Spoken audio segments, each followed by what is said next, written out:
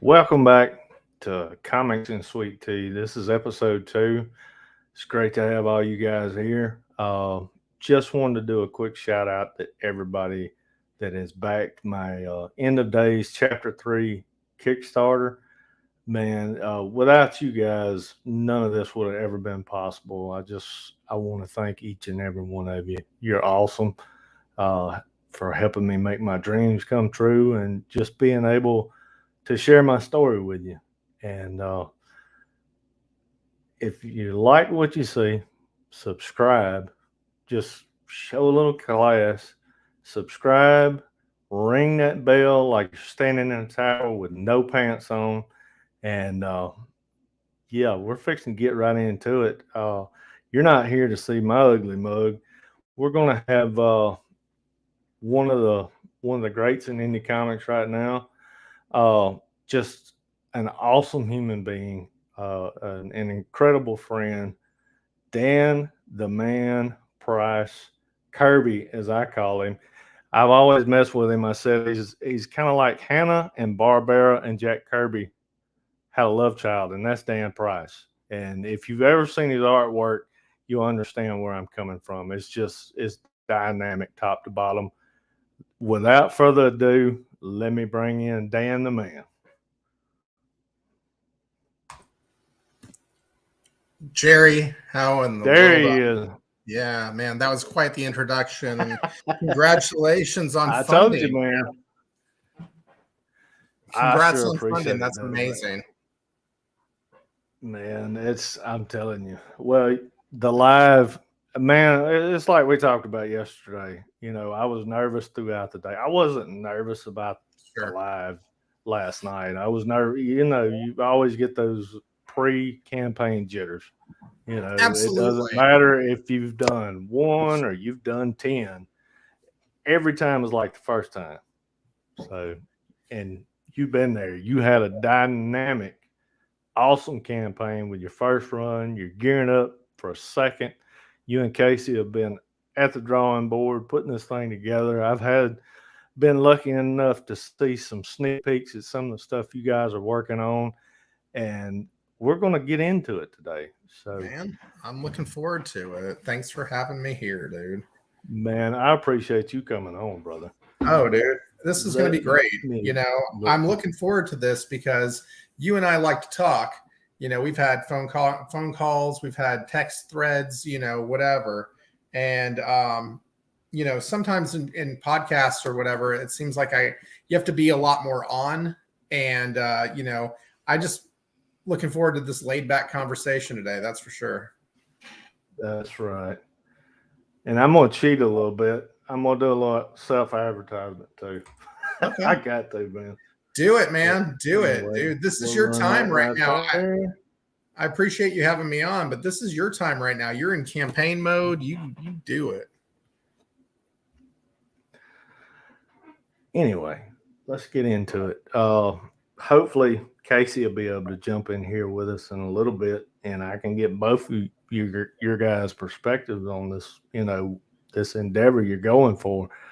How does it feel now that the success you've had with this first campaign? Does it you've kind of set the bar? Does it add a lot of pressure coming into the second campaign? Well, sure. I mean, yeah, it does. It's one of those things that it's like I didn't expect us to do what we did. I mean, let me just say thank you to everyone on Instagram, all of our friends who've been supportive and just everyone on Instagram. I mean, I felt good, and Twitter too, and people on Kickstarter random, everybody, but I felt good. What's up, D? How you doing? I felt good about it when all the fan art started coming in. I felt like we at least had a fighting chance. You know what I mean? Right.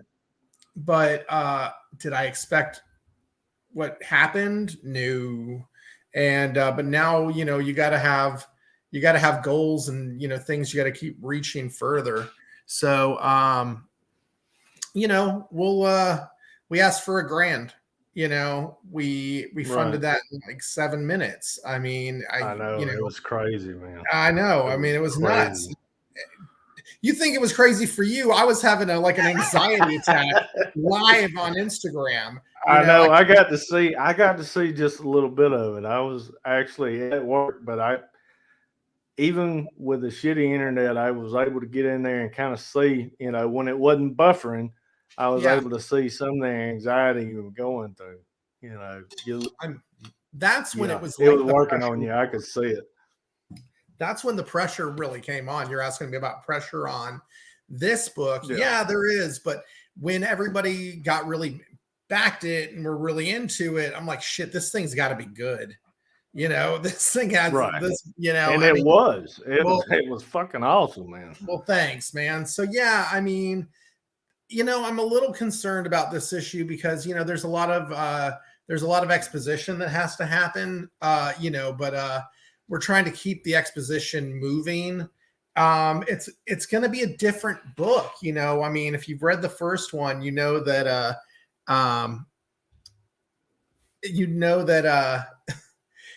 sorry. If you read the first one, that things ended on a bleak note, and the environment's going to change dramatically now that he's moving into it. So the artwork is going to be completely crazy. The artwork's going to be completely, not different, but there's going to be elements you've not seen before. It's not going to be this, wilderness setting. It's going to be completely different. So I hope I can my artwork can stand up and rise to the challenge. I'm nervous about that, to be honest with you. There's a lot of new characters being introduced. Excuse me, I mean, when the first issue, I likened it to Godzilla versus Kong meets Kill Bill, because it was like Bigfoot versus Kung Fu Thulu, the Cthulhu character. And so so we're going to have some crazy characters in it again. There's going to be a Chupacabra with a shotgun that's going to appear in this issue. And I can't wait for it to play around with him a little bit. I can't wait to see what that character is all about. I've had the pleasure. He's given me the pleasure of seeing this thing. And I mean, it blew my socks off. I can't wait to see what this mean little shit's going to be like, man. It's incredible. It really is. Yeah, man. Thank you. D's in here. He said, for the first time, Dan was speechless when it funded in 7 minutes. Yeah, no shit, D. I'm never one for a lack of words. I didn't know what to think. I mean, I was tripping out a little bit that night for sure. So luckily my wife was over there in the room just smiling at me and Carrie kind of holding you up through everything, right? Absolutely. She's amazing. Chupa is my favorite Lovecraftian horror. Yeah. That's from J. Cool. Right on, J. Cool, man. Yeah.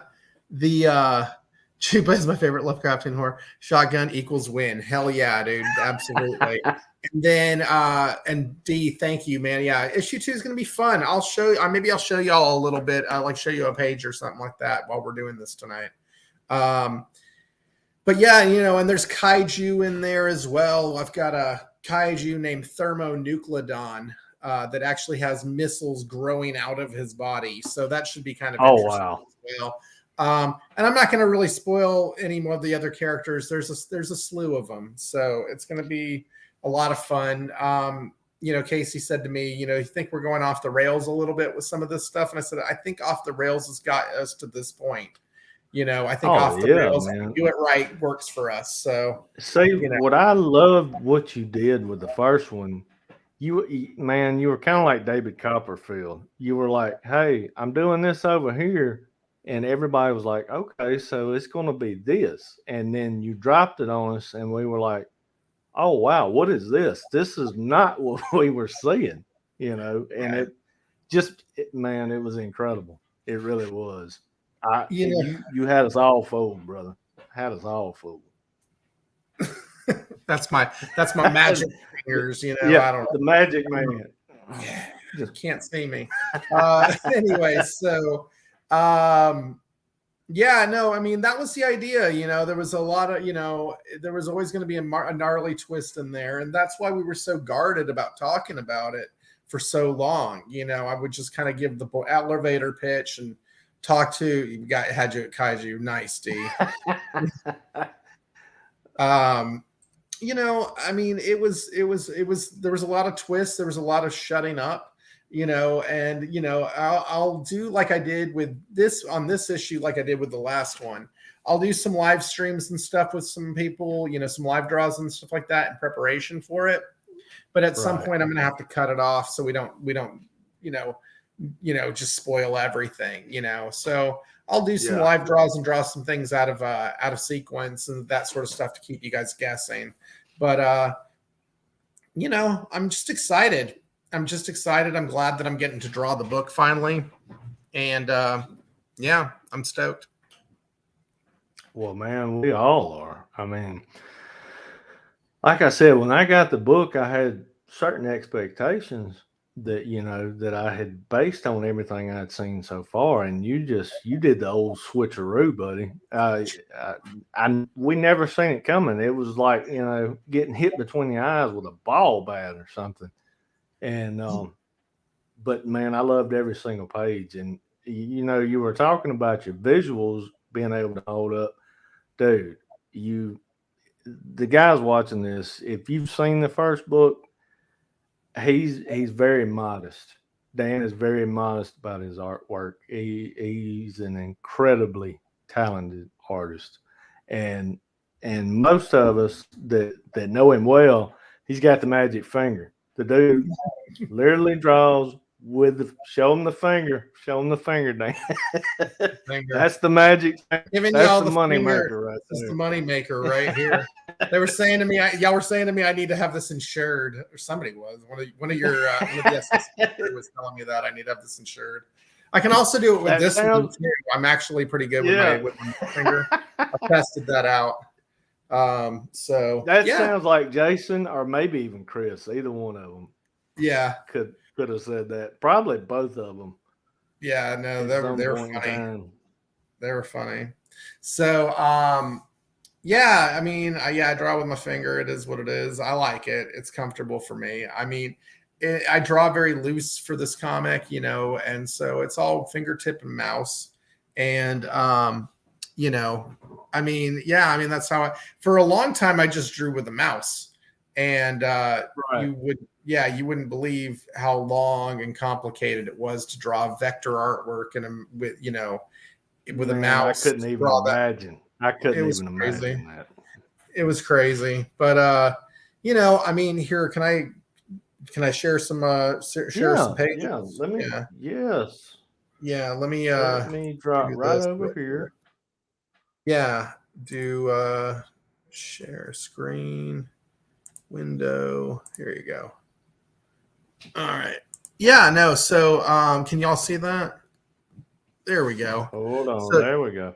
There we go, man. So this is, so I'm just going to show you some of the first pages from the book. I had a blast doing this. It was so different from any other comic work that I'd ever done.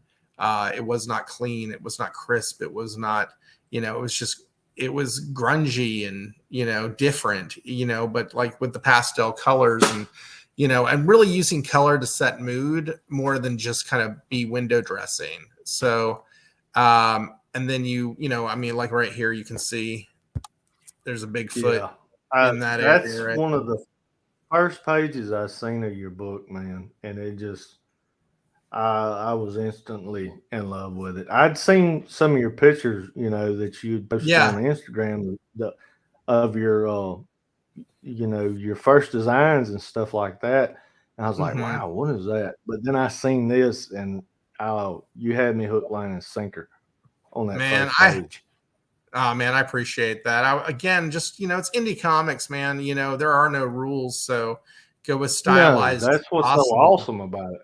Yeah, just go stylized. And I'm not a realist. I'm not a realism artist. I'm just not. I don't have that talent. There are some people who do, and right on. You know what I mean? Right on. Do it. But for me, this is where I compare you to Kirby. If you'll Can you go back one page? Yeah.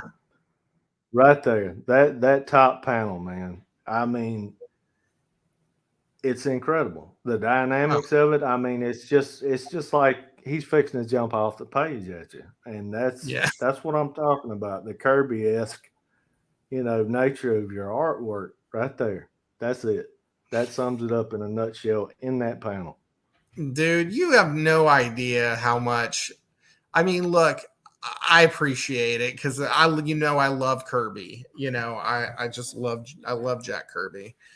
His work he's like the Godfather of Soul, like James Brown, but for comics. Exactly. And he's just amazing. And uh, I just can't get enough of him. I'll never be able to get enough of him. Early Fantastic Four is just my favorite Fantastic Four. Those first like Oh 48, God, yeah. 50 issues. They're just glorious, Definitely.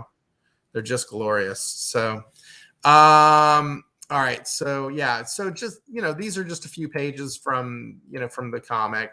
And, and this is one that I really enjoyed a lot. He's getting to know the rabbit here and then, gets shot and by these hunters who Right. can't see him, and in Bigfoot, in Bigfoot Knows Karate, Bigfoot is not someone who, is not visible to the naked eye. Like nobody can see him. You'd have to be touched in some way, or you'd have to be triggered in some way for him to make himself visible to you when he wants to. And these hunters, accidentally shoot him over the rabbit, and so it doesn't spell out well for the hunters. I'll just put it like that. And playing with the Right. color and playing with the mood and the transparency and that sort of thing.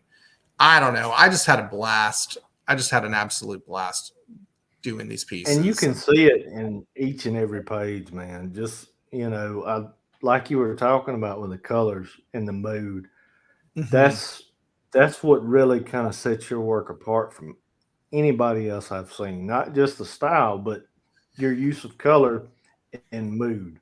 Just Yeah. like you had that page behind the hunters where he's kind of, they can't see him, he's sneaking up on them, he's invisible, but you see you got the dark colors. Something bad is fixing to happen. You don't Mhm. have to see any words, you just know it's coming. The ass whooping is coming and it's going to be bad. Just Yeah. just from that image right there. And Um, McClaw says, I'm sold on the magic finger. You got another magic. fan, buddy. All right, on, man. Thank you very much. So I just had a blast with this book, and and the character himself. If nobody could see you, and nobody knew you existed, and that you were even a part of the world. What would that do to your character? What would that do to your psyche? And so Exactly. this character is very introspective, and you wouldn't think that. You think Bigfoot, but um, in Right. actuality, he's very high level. He's a very high level thinker and has ability beyond the typical Bigfoot. You know what I mean? And Right. not typical. He's the one. I mean, so anyway, I'm gonna He's just the guy. stop. Yeah, so I'm gonna just stop this right here for now and come back over here to you. So there you go, man. The eyeball page did it for me. Oh, yeah. That's a little later on. Yeah. That's cool. Yeah, so I will do one thing real fast. I will show off the big bad real quick because Please do. he's I love that character. let me come back over here real quick. And I loved Kung Fu Thulu. Casey came up with the name. I came up with the visuals, and we just, and we had some work that he and I, we had to go into, we a lot of conversations about this character and what he would be. And, but so much fun getting to work on this character because he's Cthulhu and he does kung fu and he's just a badass. but he's also like a cross between like Max Cady from Cape Fear and the Macho Man Randy Savage from pro wrestling, you know? And Right. so scripting him was just badass, man. I had so much fun working on that. Oh man, yeah. So Yeah, I'm pulling it up. He loves okay, how cool. Bigfoot looks imposing when stuff is about to go down, but is almost approachable otherwise. That, yeah, Right definitely. on. Very round, you know, character. Very, you know, it's not a static. This is, you know, character that's just a couple of traits, and we know, you know, the stereotype about him, or you know, this is a character that has a lot of facets, and I'm Very layered. very layered. Very excited to be able to play with him over the course of the next, you know, 5 issues in the main arc and 3 issues in the prequel arc. And I'm very excited to be able to play with him and weave this story together. Casey and I got some great shit planned out. Gets you for 3 minutes of playtime. That's amazing. You got to see that. Yeah. That's amazing. So it is. Yeah, I mean, I love. Yeah. He's just jumping right into it, man. He's Hell no yeah. No fear, man. No, none whatsoever. So, yeah, he's Cthulhu is a cool character. The Kung Fu Cthulhu character is a very cool character. So, let's see. Oh, let me shrink it back down. But yeah, and I'll probably stop it right here. But I just wanted to give you guys some ideas of what was going on, and I did skip a few pages to keep, you know, some of the intrigue. Oh yeah, he left a lot of juicy stuff out of there, guys. Yeah. So, but this is actually probably my favorite page in the book. I just like how this laid out personally. I thought. Oh yeah, that one of them, action anyway. run down through here, panel to panel, just incredible, man. I just like the bloodletting, to be perfectly honest with you. That was one of the funnest parts. We talked about that, yeah. I mean, that it's was just the the blood is a flowing of plenty. Oh, absolutely.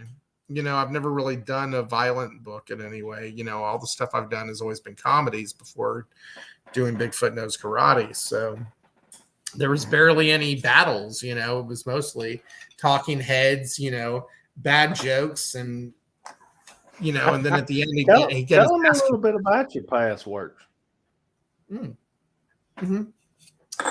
So I did my first work in 2007, self-published project. It was called Latex Avenger. Here, I've got something right here, and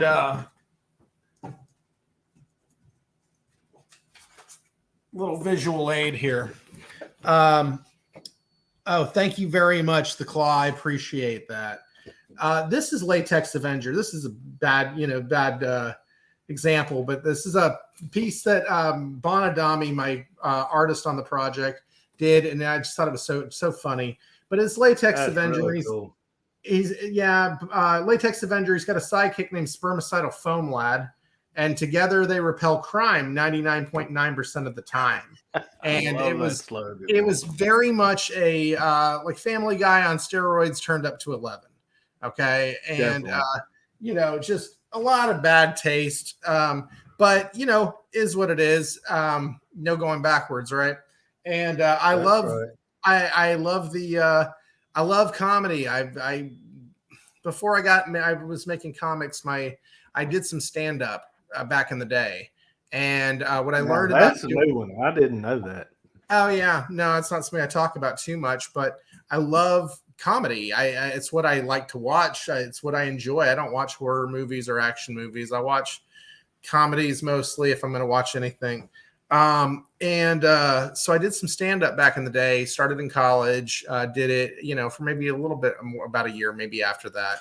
Right. And what I learned about doing stand up comedy is I am a hell of a writer and a lousy comedian. You know, it's like what was it? You don't have. I know you don't have trouble in front of a crowd. Was it the timing? I mean, what kind of threw you as far as, you know? Was it stage presence? What? Yeah, stage presence, charisma, that kind of thing. I just never felt comfortable. Oh, you got that spades, dude. Oh, dude, I don't know. Maybe then, maybe now, but like then, Yeah, I was a kid. I was like 22. I mean, it was right. scary up there. I mean, I'm not even gonna lie. It's one of the craziest things. You go stand up an open mic night, or shit. You go jerk the curtain on a big night of comedy. And you're the Ooh, first I person couldn't up. even imagine You that. got 8 minutes, and they came there to see freaking Joe Rogan or whoever the hell it was. You know what I mean? It's an Right. ass whooping. Back well before the podcast when he was just doing comedy and stuff.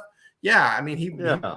played the same venue I would be at quite often. It was Oh, wow. crazy.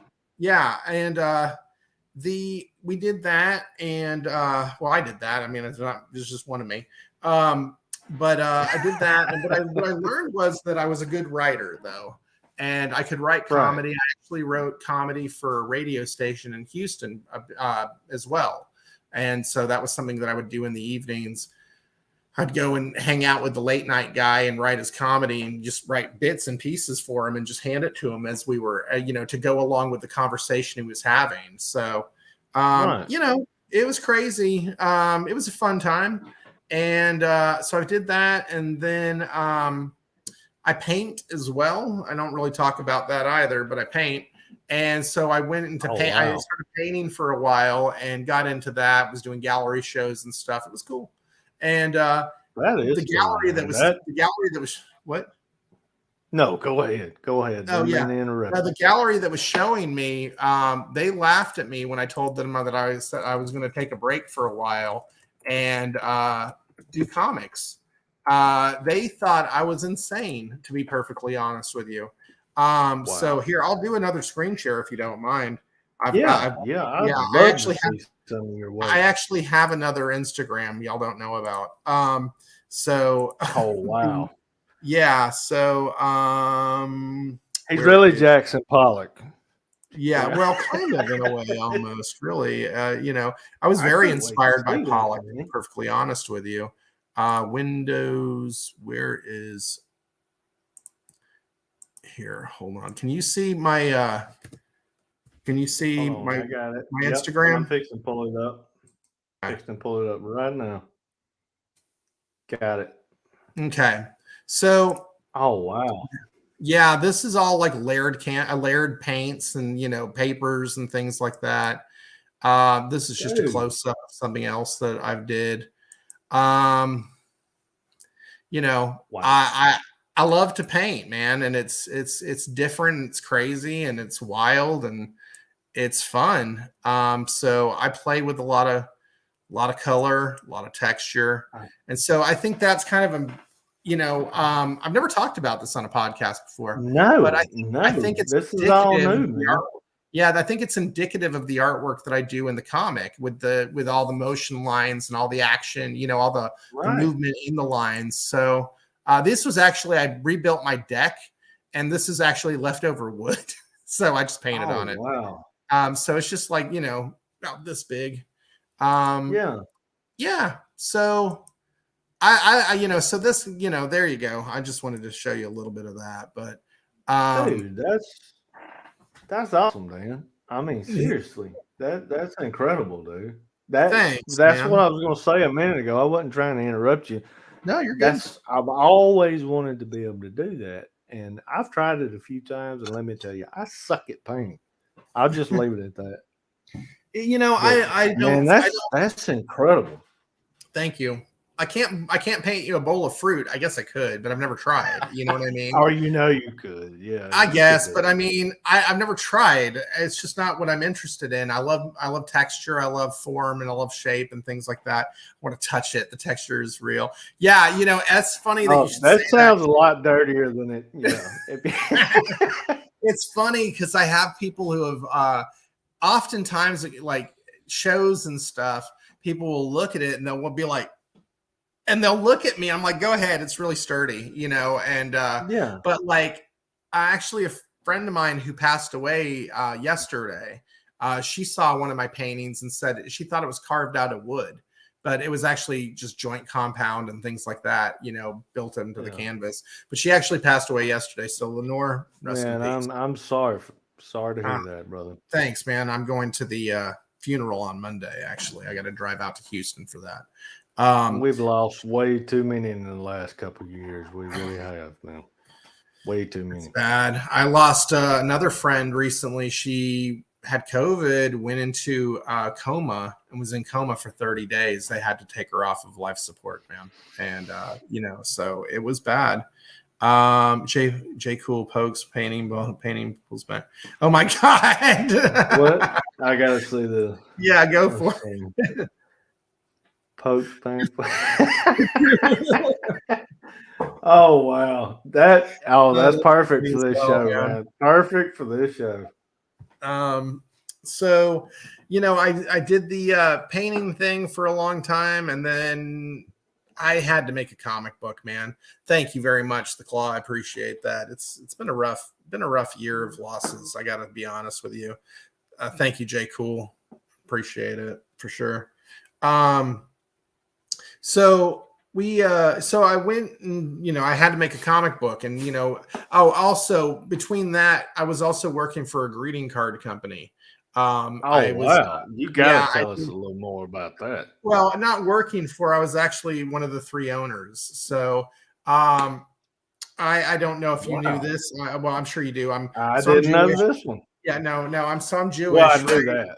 And, one of the things in Judaism, is you can't find a greeting card that's funny. There's only like 2. Usually you go to the grocery store and there's like 2 Hanukkah cards, 1 bar mitzvah card, 1 bat mitzvah card. There's like 90 birthday cards, 1,000 Christmas cards. You know what I mean? And you can't find shit. So we decided to start a humorous Jewish greeting card company. And it was ridiculous, actually. And excuse me. Sorry, fajitas. Anyway, it's good, we did this company. I designed like a 40 card line, and all the ancillary products and stuff. We took it to New York, for the big show at the Javits Center, which is the same place where they do New York Comic Con, so you can understand the size of this place. Oh, and so like the green, the National Stationery Show, we took it to different conventions and stuff, and peddled our wares. It wasn't really a huge success, but we had some followers. And one of the things that when we closed shop, one of the deals was if we didn't make X amount of dollars within X amount of time, all the characters that I had created for the line would revert back to me. Okay. Not shit. So over here, hold on. Let me grab something real quick. Okay.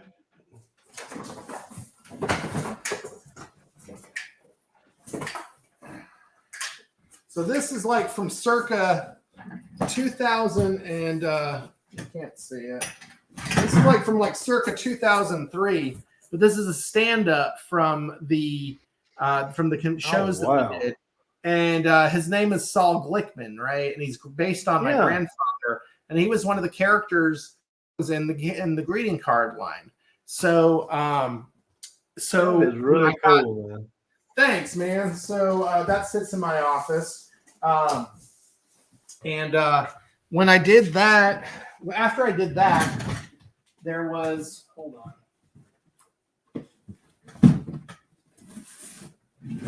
After I did that, then I got into Latex Avenger. Okay. And I don't have a number 1 in front of me, but I'll show you this one. So this was a Latex Avenger number 3. I'll never show this in public again, but it was a very funny book.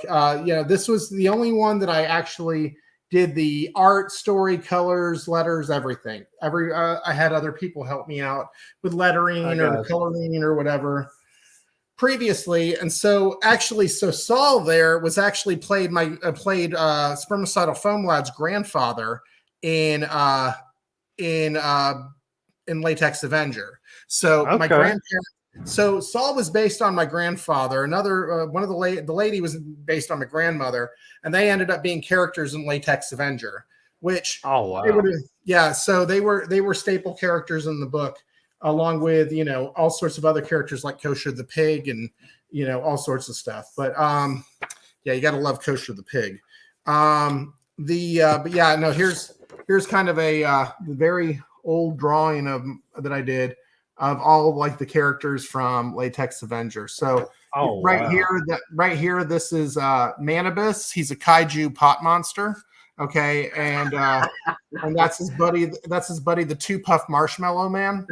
And this is Furious George right here. But then there was I heard there was an Eric Larson character named Furious George. So I changed his name to Brass Monkey. But that's you had what I'm talking about. Yeah, you had Chastity Ann and Andy over here, and Shazizzle was right here, and Bicurio, and like all sorts of stuff. So yeah, so you get the idea. Oh, dude, then, have you thought about re-releasing these? I mean, seriously, that's gold, dude. Dude, I mean, I'm gonna print some more of this issue here that Bond drew. Yeah. And I'm going to print more of those. This was Wrathicon. This was based on all of Hanukkah, 8 Days of Giving, all of the same card. That's amazing. That's amazing. So anyway, but Bon Adami drew this book, and this was actually the first black and white comic I ever did. And because we didn't have budget for color, so I gave everybody a 4-pack of crayons when they bought the book. Okay, and they could fucking do it themselves. So anyway, we did that, and yeah, there was lots of other stuff. That's awesome, though, man. Seriously, that is an awesome hook. Thanks, man. Here, let me show you something else. Oh, okay. Sorry, I did a podcast a couple nights ago, and I had to bring visual aids with me, and they're over here. So after Bigfoot, after Latex Avenger, more Latex Avenger, there's Saul. Yeah. Here. Get that out of there. There's Saul, the guy who was in the stand-up. There he is right there. So after I did Latex Avenger, I got picked up by a company called Hound Comics, and I did this project here. It was called Masters of the Obvious, and it was like a PG-13 version of Latex. Okay, kind of, not really. Well, anyway, so you can see here, you had Dr. Biclops. He had 2 eyes, and the Visible Woman right there, you can't miss her. And that's the Amazing Todd right there. What's amazing about him, what's not. This is Dorkulon, the indentured geek robot. And somewhere on here is a turtle. Where is he? Oh, yeah, right here. And then this is LeBron, the snapping turtle. Don't make him snap. You wouldn't like him when he snaps. So they flew around in a giant flying toaster, like a battle toaster called the USS Screensaver. And they would have pop culture adventures throughout the galaxy. They came across characters like the My Little Jabronis and the Puggalos and Darth Redenbacher. I mean, all sorts of weird shit. So yeah, I love weird shit. You got to bring these back, man. I mean, seriously, you've got to do it. That's hilarious. So Latex at some point, I mean, yeah. Oh well, I have an Indiegogo going in June for a Halloween Man. Yeah, Halloween Man. That's right. That's right. The crossover. Yeah, the crossover. I forgot all about that. Yeah, so I mean, it's Drew's campaign, but I'm gonna help him out with it for sure. It's his book and all that, but obviously I'll be involved with it and helping him out, and we're gonna do the whole podcast circuit, the press tour, you know what I mean, and or the book tour and try and get people all excited about it. Thanos, you won't let Look at this. Don't like me when I snap. Exactly. Well, there's the old Incredible Hulk show, where he would say, "Don't make me angry. You wouldn't like me when I'm angry. You wouldn't like me when I'm angry. Yeah, you wouldn't like me when I'm angry." So yeah, well, here, let me show you. Okay, let me show you some of the interiors on this because Bond did incredible work on this book. Hold on, I want to show you LeBron. One that's coming. Yeah, I want to show you LeBron because LeBron is here. Can you see that? So it does not say fuck, by the way. It says flick. I should have gotten the letting right on that. So Anyway, so he Flick. yeah, so that's That's kind really of get cool. the idea of it there. Hold on. Yeah. Of him kicking the shit out of Redenbacher there. So anyway, Bond was badass. Bond passed away a few years ago, unfortunately, and I miss him every day. He was such a good friend. He was like a little brother to me. I miss him so much. But we worked on that, and then I don't have any. Well, I can screen share something else for you if you're interested, because after Masters of the Obvious, we did. Hold on, let me pull up. We did a project for the Stan Lee Foundation. Okay. And that was called Excelsior. Here, I'll let me share my screen. Yeah, you've talked about it, but I never might have seen some of this. And did you ever show it in any of your shows? I feel like I've seen a glimpse of it. No, here, let me show you. Up. I know you've talked about it, and we've talked about it, but oh wow. Yeah, so this was co-creation between myself and Bond, and it was called Excelsior: The Uphill Adventures of a Boy Named Stanley, and it was on behalf of the Stan Lee Foundation to promote access to literacy, arts, and education. So that's really cool. It was here you go. This is me at the Stan Lee Foundation table. And this was my friend Jennifer, who dressed up as the Visible Woman from Masters of the Obvious. She would go to conventions with me. Yeah. And this was my publisher, and this was the guy from Stan Lee, and this is Sajjad Shah. If y'all don't know Sajjad, he's an amazing artist. You can find him on Instagram. He's incredible. So anyway, that's all of us. And but yeah, the book, the story was just a lot of fun. It was just 3 panels most of the time, nothing major. And it was just a short little 12 strip story. And we just presupposed Stan Lee as a little kid having to deal with school and the mundane and school bully or neighborhood bullies and all of that. And it was a lot of fun. He had an overactive imagination. And this was his friend Reed, and that's Sue. And Susie, I think we called her. Yeah. And so they would all hang out, and they would, I mean, it was ridiculous, but it was funny. And this was my favorite characters in the book. This was Galakowitz. Okay. And he was, of course, the bully. Yeah, that's Galakowitz. And then this is his sidekick, Harold. Okay, and notice Harold wears the silver shirt and the skateboard. So this is supposed to be our Galactus and our Silver Surfer. You know what I mean? Right. So that kind of gives you an idea of what, this project right there. So I'm going to dump out of this now. But if you, I'll put the link. I'll put the link over here if you want to see it. Here's something funny. Do you know anybody else who has a rap song about one of their characters? No. Man, you are dropping all kind of spoilers. I know. I don't talk about this stuff. I have no clue, man. Yeah, here. This was. Can you see my screen? Yep. Let me pull that in there right now. Hopefully the sound will go too. Tell me if you can hear it. Can you hear that? Oh yeah. Okay. Yeah.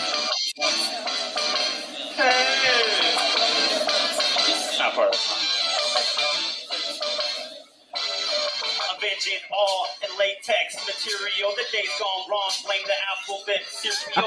Father brother steal with skills. Imperial. The fridge is out of whip. Like slathers on a miracle. Blasted by Curio. Straight from bone gun. Set for beside the sun. Light a blast like it was fun. Get it on with llamas on it. Join the 10-foot high club. Oven mitts on fire. Crotch just to get a back rub and pull back and stuff. If he touches toes crunch. Leave it all day. LA always throws the first punch. He eat chunks for lunch. If he did it for breakfast, it's 12:34 with no full left on his checklist. She just taught him everything he knows from the hat to gator toes, the belt buckle, that science rosary. Girl, leave that booty, but that attitude can go. His Obi-Wan Kenobi was gold in a fur coat, a superhero that looked the foam lad by his side, repelling crime. 99.9% of the time, he'd give it all up. With coat supplies, Red Star, superstar with suit, lube to shine. Use the skills and most luck to smoke all the challenges. If you roll them up to puff like cannabis, we believe it. Can you handle it, girls? Get the candles lit, please throw the sample in.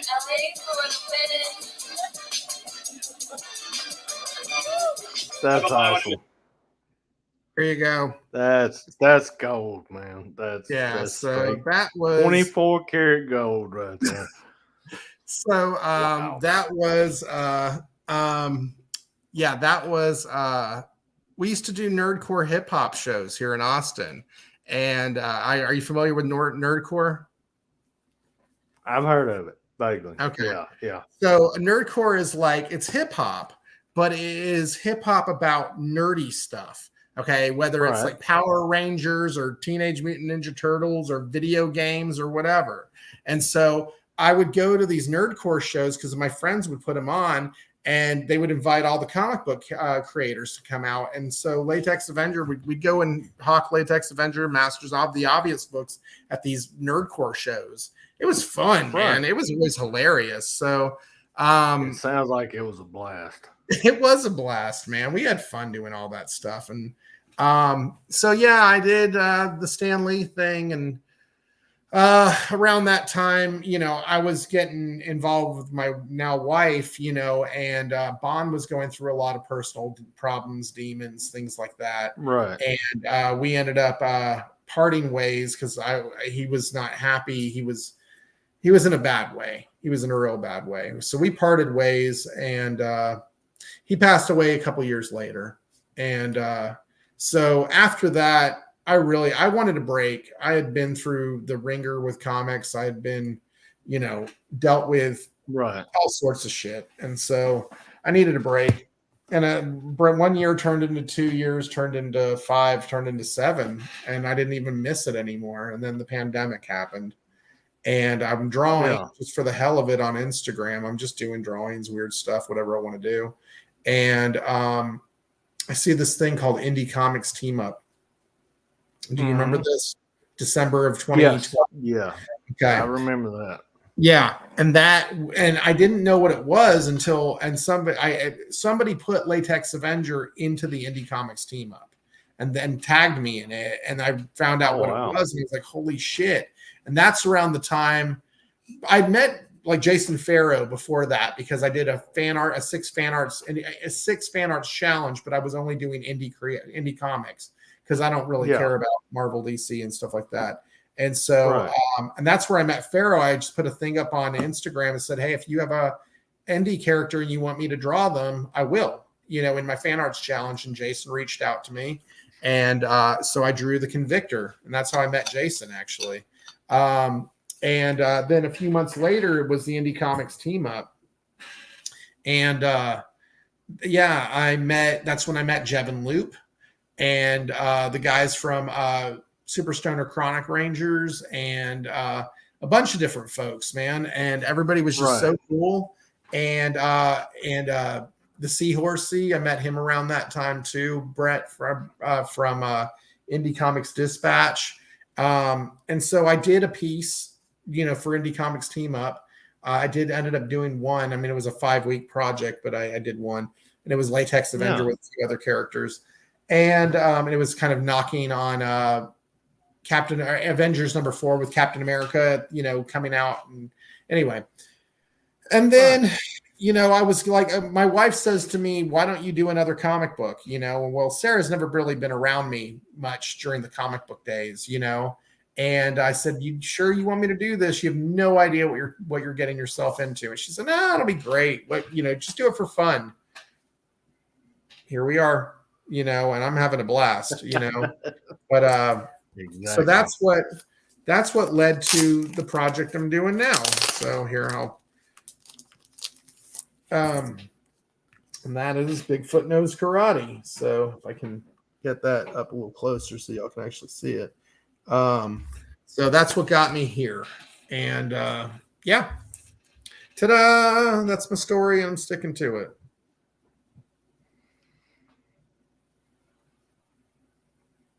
Dude, I have learned so much about you today. I mean, you've been holding out on me, brother. Yeah. I mean, seriously, the painting, we talked about the comics. We talked about Masters of the Obvious. We talked about all of that, but I had no idea about all the rest of this, man. Wow. Well, also in all of that Wow. time, during that time, I also produced theater and here in Austin for like 10 years. So Oh, wow. I actually wrote a play that was written entirely in movie quotes. Have I ever told you that? No, Yeah. man. I'll, I feel cheated today. I really do. here, But I'll pull something I'm else. glad. I'll pull something else up for you. I wrote a play. Well, I conceived the play, and then I had everybody in my theater group company, whatever we want to call it. We all wrote it together. It was crazy. The New Originals, and it was written entirely in movie quotes. So Austin, Texas, Productions. Anyway, so it was written entirely in movie quotes. It was a 20-minute play. I will not play the whole thing for you because that's ridiculous. But it was absolutely well. Here, I'll tell you what. I'm not going to play it for you guys. I'm just going to put the link in the chat. If y'all want to check it out, that's your business. Okay. So I don't know how to put it in the chat. Jerry, can you put it in the chat? Because I'm not signed into StreamYard. I tell you what, when the live's over with, shoot it to me, and I'm gonna add all that to the description. Okay. And they can come back in and check every bit of that out. Yeah, that sounds great, man. So I'm anxious to see this too. I'm you got me on pins and needles now. Yeah, so it was fun. It was funny. It was ridiculous. I keep busy, dude. I keep busy. That's the best way to put it. I've had, and then there's been a job during all this too. I'm a creative director for a marketing and advertising group.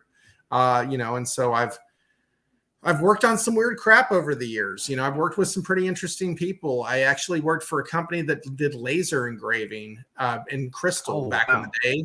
And we actually got to You've done a little bit of everything, man. Yeah. I mean, seriously. And I got to work on a campaign. It was actually my idea. I pitched it to QVC, and it was you remember the band Kiss? You remember the album Destroyer? Yeah. Yep. We designed these crystal pieces that had the band in it, and like a light base, you press the button and it would change the colors on the thing. And it was like the logo. It was like, they were cool. And we sold them on not QVC, Home Shopping Network. And we sold them on there, with like a limited edition. So I actually got to work on Kiss projects, and we did 3D face scans of them, and the three of the originals and Tommy Thayer, and we got to do that and do all that shit. I mean, it's crazy, dude. I've had a fun time through my time doing this stuff, and I don't know. So that's what I got. Let me ask you this. We talked about the bar being set. What out of all this, you talked about Bigfoot bringing you joy and everything. Mm-hmm. What do you have planned after Bigfoot? After you wrap that up, where's your head at after that? Do you have another project you're kind of holding back on that you're really? I figured. Yeah. So we don't have to get into it. I'll talk about it. I don't mind. Actually, I've got 2 that I'm trying to pick between, 3 that I'm trying to pick between. There's one of them. It's called In Retrospect, and it takes place. Well, here I'll tell that one last. The first one is a play that was a friend of mine wrote. Actually, my best friend wrote. It was called Hit, and it was a story of hitmen who they go to do a job on 2 hitmen go to the same place to do a job on the same guy at the same time, and turns out they have some history with each other. And I want to adapt that play into a comic book. Then there's a future kind of cyberpunk noir story that I've been playing with for a long time. It's called Double Barreled Mojo. And the final thing that I want to work on is something called In Retrospect. And it takes place in the town of Retrospect, Texas, which is the only place in the Okay. world where everything makes sense. Okay. It is the perfect balance of harmony and disaster. You know what I mean? And it is, you know, Right. it's like Nietzsche said, with chaos comes order. You know, Right. the You town of can't have light without dark, and and so it's on the and so perfect forth. balance, and the whole in this area of our world, in this one small town, you have complete and total 2020 vision on the situations of your life. Wow. You have absolute clarity. So it's a little different. I don't know. It's more slice of life stuff. That sounds really interesting, man. That Yeah. sounds like a really cool project. And how long have you kind of been sitting on that? Are you currently kind of developing it, or It's I a know book of you short. got okay. It's a Okay. book of short stories that I had started writing in prose. Right. Okay, so I write a lot. I mean, especially in the past, I've written a novella. I've been published. My short stories have been published. You know, things like that. I write for a Right. magazine to this day. I mean, I still write an article every 2 months for a magazine that I work for. So I write. I just write voraciously. So it's so Yeah. I love writing. I mean, I was an English major with a creative writing influence for in college. So that kind of goes with it for me. 2 out of then, and 20 pulls out of dice. Left side probably in retrospect sounds pretty cool. So where have you found the biggest connections between? Oh, I'm sorry, I missed the question. Between So let me put your it back marketing up. job and comics. I love to talk about this one if you don't mind, Jerry. Go ahead, man. Jump Yeah. in. So in my marketing job, so I work on. I'm a creative director. I came up through the graphic design side rather than the marketing from writing. But I am a copywriter as well. I write advertisements, I write campaigns and stuff like that. So the design portion is really influential on my artwork because I work all my drawings in Adobe Illustrator, the same place I'd go to make a logo or anything else for work.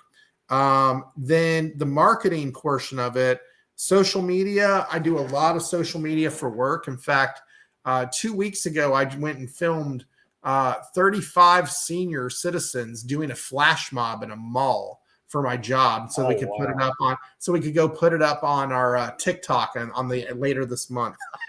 So it's I'm sure that sounds like a load of shits and giggles.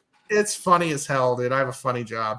I'll put it like that. And so we do, you know, so social media is a big thing for me. You know, I really hate's a strong word, but I'm not a big fan of Facebook, not for business anyway. I mean, for my friends and all Right. that stuff, that's great. But, you know, Instagram, Twitter, those have been the main spots. I have a TikTok as well.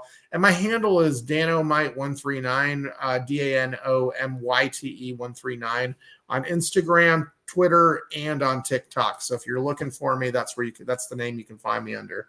And you send me every bit of those, and I'm gonna post them in the description too after the Thank you live. very much. So anybody watching that wants to be able to get a hold of Dan on any social media, I'm gonna have all his information in there. So just check back, Yeah. and it'll be right there where you can get in there and follow him and see all the awesome stuff that he's working on. There is a Facebook group, a Bigfoot Knows Karate Facebook group as well. So you just search Bigfoot Knows Karate, it'll come up. The other thing in regards to the marketing aspect, you know, listen, I've been versed in marketing for a long time. And one thing I know about my day job is the same thing I know about myself. And I can't do it all. Okay. Right. I can write, I can design, I can do all this stuff, but I can't do it all the time. Not when you have a comic book that you've got to get out too. So you bring in the experts when you can't do it all. So I brought in Jeff Haas through Casey's recommendation to do our publicity, and he handled us getting us onto 30 plus podcasts before the campaign. That was He, insane. yeah, Yeah. It seemed like it was every other, never. Well, you'd have multiple shows in a day sometimes. I sometimes, remember yeah, that run. Yeah. it was crazy. And then, they got us some great press, including we were on the Oh, homepage of definitely. comiccon.com. I mean, that was amazing. So, yeah, I mean, so I couldn't be happier. I think that you got to look at it like, I mean, look, I don't ever want to say you got to look at people like leads, because people on Instagram became my friends. You know what I mean? Like, I mean, Yeah. I've grown really close to a lot of y'all on Instagram. You guys are my pals. But Oh, we when talk you're looking, every day in here about it. yeah, Almost absolutely. every day, multiple times in a day. Sometimes, yes, for sure. Me and Dan are early birds. We are early We're birds. We wake up Yeah. early in the morning, and I'll be drawing and we'll be bullshitting, and Yeah. over text. So anyway, the marketing thing, the other part of it is that be humble, but you got to promote yourself all at the same time, and don't be scared. I mean, Jerry, you were talking last night during your live, about not bombarding people with advertising for the campaign and stuff. But Yeah. there's But just you have to. You yeah, have but to. there are smooth ways to do that. I mean, where you post a drawing and then post a second page with your campaign stuff, and things like that, and doing Right. little contests and stuff during the campaign to get people excited. That's what you're trying to do in the end of the day, is grab people's attention. Excuse me, by Well, any not means only that, necessary. man. I want it to be personal. Sure. You know, I want to get close to my following. Mhm. That was our dream. I think anybody that gets into this business, when we were young cats and we were, looking up to all these guys, I mean, it would have meant the world to us if they'd have just, talked to us or anything, just acknowledge that we were alive. I mean, that was always my childhood dream, to meet some of the greats that I've actually went on to meet. And Mhm. man, it took me back to my childhood instantly. I, not saying that I'm just sitting there looking like a bumbling idiot in front of them. That's not what I'm saying. It's just, it was so surreal. Yeah. My son, let me see how I can describe this. My son, he got to go, and my daughter, but my son was closer to the age that I was when I was really into it. And seeing how he reacted made me think of how would have reacted then. I was grown. I was in my 40s before I ever got to go to my first con and meet Oh some of wow. these guys. Yeah, exactly. And but I got to meet them, and we just talked. We talked about.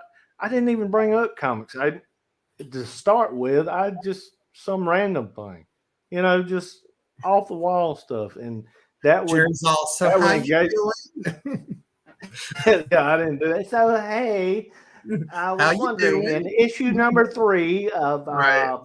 yeah, I didn't pull one of those. Like, man, Sure. so who you think's who's going to the Super Bowl this year, I mean, or whatever, just something sure. kind of off the wall. And Tim Sale, I'll never forget this as long as I live. We Me and my son loves his work. I love Tim's work. Yeah, he's But one of my favorites. he was having a bad day. We went to the table, and I mean, he was crotchety to begin with. And I just asked him. I just happened to remember that he did a lot of the artwork for the series Heroes back in the day on NBC. Oh He did a yeah, lot. gorgeous work. Yeah, exactly. And so anyway, I just out of the blue it hit me. I'm like, well, how did you like working on Heroes? And apparently he really enjoyed it because, dude, it was like a totally different person. He said, yeah, I've got some of that. Hold on. And he hollers at the young lady that's kind of with the group that he's sequential art. He's kind of sponsored by Sequential Art. Yeah, And, they represent him, right? Exactly. Yeah. And so anyway, they got little interns that kind of run around and do their bidding while they're at the cons. And he's like, "Yeah, get my work." And she's like, "Mr. Sale, we didn't." What do you mean you didn't get it? I told you to get it. So anyway, he says, "Hold on, I got some of that right here." That's And he pulls out his portfolio from that, and he said, "Here's something I bet you didn't know." He said, "All that was in black and white." He said, "I'm colorblind." He said, "They added the colors to it for the show." And I'm like, and he said, "Yeah, see," he says, "Look here." And sure enough, it's in black and white. And I mean, it just totally different person, from the one we walked up to. And we got a good crowd coming up behind us. He's sitting there talking to me and my son and the little girl. She's like, "Mr. Sale, the line's he said, I'm talking with these gentlemen right now. You're going to wait till," I mean, it was crazy, but it's just, awesome. That one little thing just totally flipped him, Yeah. The, the Long Halloween, his run on Death Blow, so many other things. They're just incredible. Oh, Long God, Halloween, man. that was incredible. I'm not a huge DC Marvel guy. I think we've talked about this, but there are certain books like The Dark Knight Returns, Long Halloween, Killing Joke, things like that I'm a John Burns run on the Man of Steel miniseries back in the 80s. That's great stuff. But I do love Adam West. Oh yeah, as you can see, and I love Adam West Batman so very much. And you want to hear a story about Adam West? Have I ever told you this before? Okay. No, you have not. Okay, so when we were working on Masters of the Obvious, I was working for Hound Comics. I was represented by an agent. Her name was Kim. She was wonderful, very sweet lady. We were invited to a VIP party during the Alamo City Comic Con in San Antonio. And so we went to the party, had a great time, met a lot of really great people, including Ray Park who played Darth Maul, and Bret Hart was there. Yeah, we got to meet Bret Hart that night. And, Bret the Hitman Hart. Yeah, a bunch of different folks. It was a fun show. And I got completely drunk, shit-faced drunk with another wrestler the night before. My publisher, the wrestler, and an entertainment lawyer, and I went drinking in San Antonio. I won't say his name to protect him, because we were housed. What happened was we went to this bar. I drink tequila. Okay, that's my drink of choice. I don't drink beer. I drink tequila. And so we went to this bar, and I ordered the tequila, and this gigantic dude, he goes, "Tequila? You're too small to drink tequila." I said, "Man, line them up." And he goes, "What?" And I looked at the bartender. I said, "I need 6 shots of Don Julio Silver right here, right now." Wow. And I took the 3 shots, and I went 3 and 3. And I said, "Here we go." He looked at me like I was crazy. I said, "You ready?" And I went and I did shot 1, and he did shot 1, and I did shot 2, and he did shot 2, and I did shot 3, and he looked at me like I was such an asshole. And we proceeded to drink tequila all night long. And I crawled back to my hotel room the next day. I don't get hangovers. It's like my superpower. And and what's up, Jerry? How you doing, bud? And E4 Comics, Jerry is in here. What's up, buddy? What's up, dude?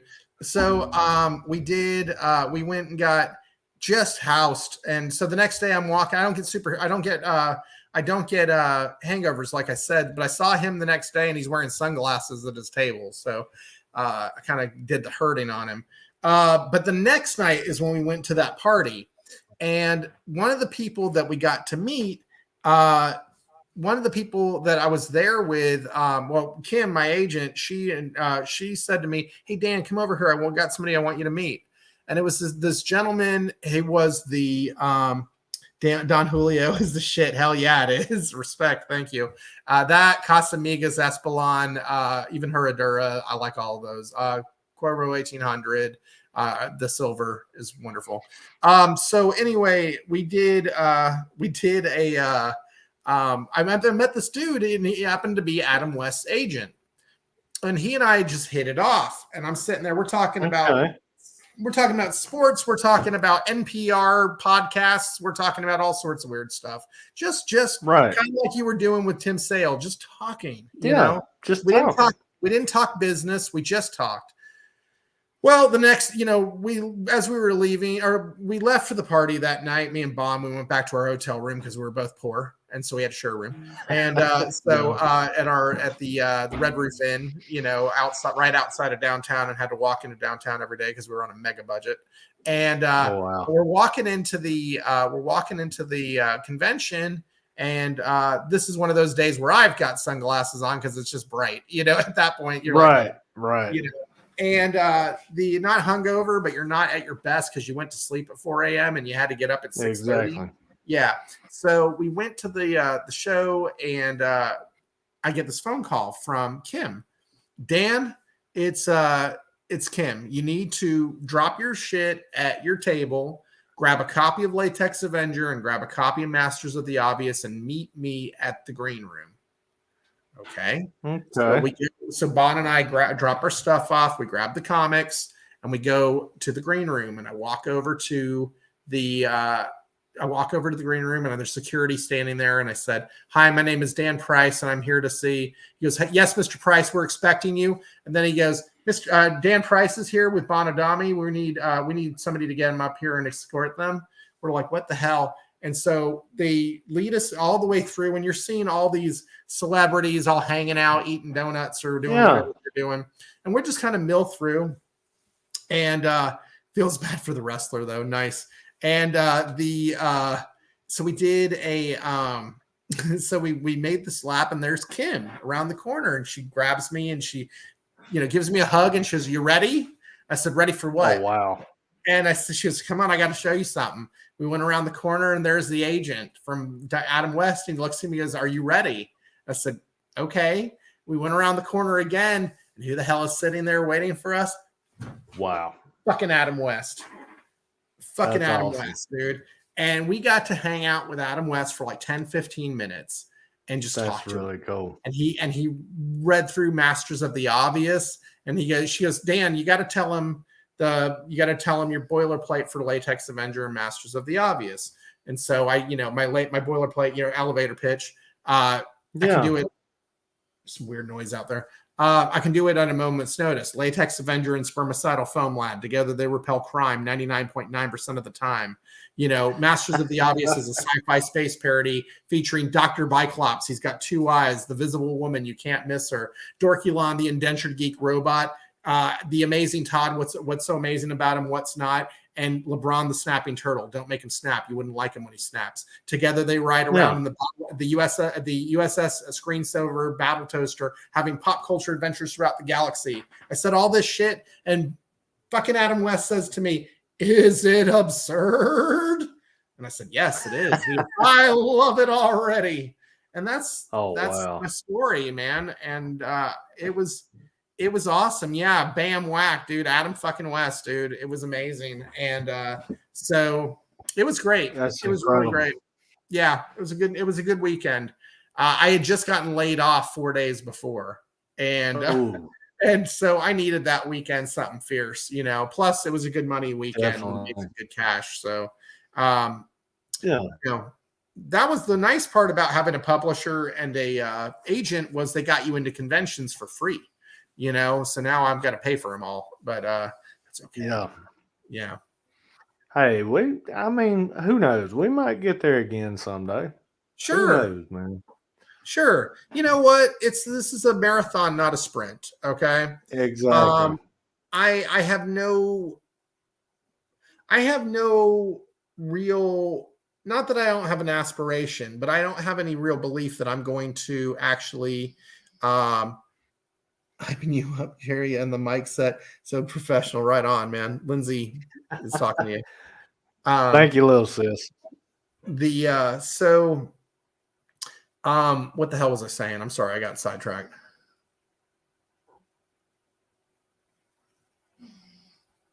Jerry? Oh, What was the question? I was sitting there lost. looking at. I'm trying to I think. don't We know. were talking about Adam. Oh yeah, I know exactly what it was. I said we'll get there when we were talking about Oh being yeah, published. yeah. And you No, said you so had no aspirations. There we go. no, it's not that I don't have any aspiration. I definitely have aspiration, but I have no belief that this would be a career change for me. You know what I mean? Like I'm Yeah. an old man at this stage. You know, trying to make it in comics is probably not going to be financially feasible. Right. But but we all have dreams. You know, we all have hopes. I mean, like you were talking about good publishers versus free conventions. Yeah. Yeah. Love to see in would love to see you in Mississippi. Yeah, man. Well, Jerry's out in Mississippi, man. You know, and Oh, buddy. yeah, I'd go to a convention in Mississippi. Sure, why not? I'm going to We Washington. do a yearly one in Jackson. I'm usually scheduled like I miss this thing every year. I'm always at work, but they have and J. Cool might know exactly which one I'm talking about. They have one in Jackson. I can't remember if it's 2 or 3 days every year now. Right on. And yeah, they've been building a decent list here over the last couple of years. I know Billy D showed up. I think it was last year. You had old Lando Calrissian coming in. I hot. met Billy D. Williams at a convention, man. He was a really nice dude. He was a real nice dude. But we have no, I'm doing 2 out-of-state shows this year. I'm doing Awesome Con in Washington, D.C. I'm doing Baltimore Comic Con in Baltimore. And I have an application in for New York Comic Con. So we'll see what happens. I did put an application into Mocha, but I did not get accepted into that one, but that's okay. It gets better every year, J. Cool said. Mississippi Comic Con. Yeah. Lindsay, your sister said, never give up on your dreams. Y'all are mad talented. Thank you, Lindsay. That's awesome. Thank you, little sis. Yeah. Thank you, little sis. No, I mean, I'd love to see Bigfoot make it to a decent sized publisher. You know, I'd love to see that. I mean, who wouldn't, right? I'm a product of indie comics. I'm a product of Image. You know, 1992 when Image started, I was 16 years old, knee deep in comic books. You know, and I've never been. I want to work for Marvel. I've never had that aspiration. I want to make my characters. I want to make my IP, my intellectual property. I want to control. You want to put your own stamp on things. Fuck yeah. Not just my own stamp. I want ownership, total and complete ownership of what I'm doing. And if I can get a publisher to play by, and I can't say, you got to play by each other's rules, but if they're willing to play with me and, the right situation coming along, that'd be wonderful. Because in the end of the day, what I really want to do is I want a 10 episode deal with Netflix is what I want for Bigfoot Knows Karate. That's the dream, dude. And and I'm telling you, I'd be satisfied with a 6-episode series, animated series on Amazon. Oh yeah, I mean what they did with Invincible was amazing, man. It really was. Yeah. Cartoon for sure, not animated for sure. I would not want to do a live action, never. I just don't think it would translate at all.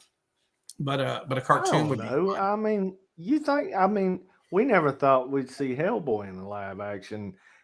And it depends on, getting the right director. I mean, Guillermo del Toro, he was the perfect man for the job for Hellboy. And I mean, he could work for Bigfoot Knows Karate too. He's just, man, he's a master with monsters. Yeah, he is. Pacific Rim was amazing too. Oh God, yeah. Yeah, that was really good. I mean, the list goes on and on with this guy. I mean, they're not classics yet, but they will be. Oh, dude, they're they're incredible. His Labyrinth. Oh yeah, Pan's Labyrinth was called. Yes, it was incredible, man. It was incredible. I don't watch a whole lot of movies that are done with subtitles, but that's one. I mean, the visuals were just they were stunning, man. They were stunning. Yeah. What that guy does, it's incredible. It really is. Well, I think that it would make for a captivating property for TV, in the long form, not season upon season, Right. season, but like, a one finite story, one. Yeah, maybe like a mini series, maybe Mhm. even 3 seasons, something like that. Maybe Cool. 6, 8 episodes a season. Yeah, For, you know, something very yeah, simple, right, and what's cool is, we're doing the 5-issue arc for Bigfoot. That's what I'm working on for the book, is a 5-issue arc for the main arc. But in between 2 and 3, we're going to have a prequel, and then between 4 and 5, right. we're going to have another different prequel, and then between 3 and 4, we'll have another prequel story, and then between 4 and 5, we'll have another prequel story that will add to what we're doing in the main arc. Okay. And it will be, so we're peeling back an onion. We're peeling off the layers, is what we're doing. You think Right. you know what you're getting into. You think, Bigfoot knows karate. That tells you everything right then and there. Bullshit. That's the way we I led you found to that believe. out this Yeah, year. that's the way we were trying to lead this. We wanted you guys to think this is what you were getting. Some smash them up between two creatures. Go ahead, Jerry. So tell me, I know you're doing the art on the main titles. Is Adam going to be doing the art on all the prequel stuff, or At least the do you first have book. multiple artists? Yeah, at least the first book. Okay. Adam will do the artwork in the first book. The second book is going to be told from two perspectives. The same story told from two perspectives. So I'm going to use two artists for that book. Okay. And then for the fifth book, for the one between 4 and 5, that one will be done by a different artist to be named later. Frankly, we've been really lucky. There's been a lot of people who have reached out to me, basically saying, "Hey, if we can ever do some work together for a Bigfoot project, I'd love to do that." And it's been amazing. Like I was talking with Casey today, there's been a handful of people that have come up to me and said, "Love to do a cover for you." And I'm like, that's amazing. But like you and I were talking about, 4 covers, right? 4 covers is enough. Man, that's a magic number. It really is. So we're talking about 7 people right now who want to do a cover, and which is like, that's incredible. That's freaking amazing. Am I in that number? Because you haven't told me that yet. Before. No, we haven't had this conversation. We've had this before. conversation. Have we? I told you, yes, multiple times. I said, dude, shit, man. You tell me when you're ready. We talked about this when I was doing chapter 2 of End of Days before I'd even released the campaign yet. So I was like, I tried to get you to jump on and do a cover. We'd do a cover swap. I'd do one. Yeah. Yeah, dude. I'm sorry, dude. I was add my name to that list. All right, you got it. So here's what we're doing, and I think this is what we're going to do. Let me turn the light on in here real quick. Hold on a second. Do what you got to do, brother.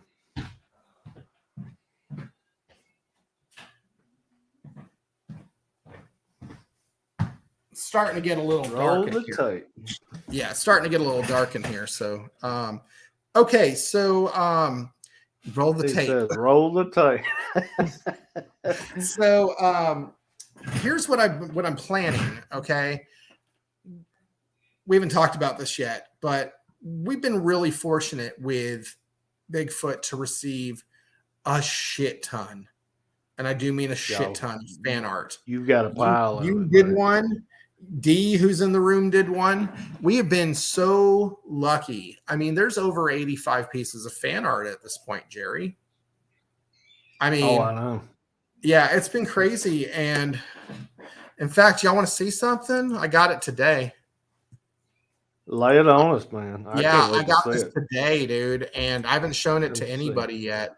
But I'm going to post it tomorrow evening. But are y'all familiar with a gentleman named Eamon Cowan? No. Oh, yeah. That's the guy. He was in the room today. Yeah. I got you. He was in the live this morning. Eamon sent me this. Share screen. Because I remember he said he was working on something for you this morning in the live. Let me show you this. This is amazing. Look at that. Let's pull this up. I can't wait to see it. His work was, he had some awesome stuff. Oh, Oh, wait. wow. Hold on. Can Oh, you see what that? the hell? What happened? Hold on. I don't know what, let me click that back out. I don't know what happened there. It pulled up pretty as you please to start with. Oh, hold on a second. I see what happened. I know what happened now. I got to stay on that page. Okay. Okay. Here, hold on. Technology. Hold on. There we go. Check that out. Okay, let me pull this up again. There we go. Oh, wow. Yeah. That's, yes. Man, this Let me guy's see. Hold on. talented. He sent me the square piece, which shows it better. There you go. Oh, yeah. Is that not insane? That, man. That's Is that not incredible. insane? So, you know, we've been really fortunate to hold on. We've been really fortunate to just get some amazing fan art and gallery here. And so what I'm thinking, Jerry, is that we're going to do, can you see this? Yeah. Yeah.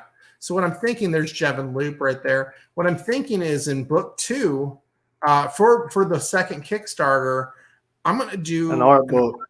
An art book. Have I mentioned this to you before? No, but that's what I would do. Yeah. If I'm I going to do were an you, art I would book. definitely do an art book. I want to do an art book, and I want to do it for charity. Okay. I want to give awesome. the profits for the book to the Heroes Initiative. Okay. Oh, wow. And that way we can do like a 40-page book and get all the different artists. You know, I mean, your stuff appeared in the deluxe edition, you know, but get all these people, you know, and really try to put together a really incredible book of artwork based on Bigfoot Knows Karate, Kung Fu Thulu. Dennis did this one of the Samurai Jack. I could pick it out. I was fixing to ask you, was that Dennis? That's Dennis, man.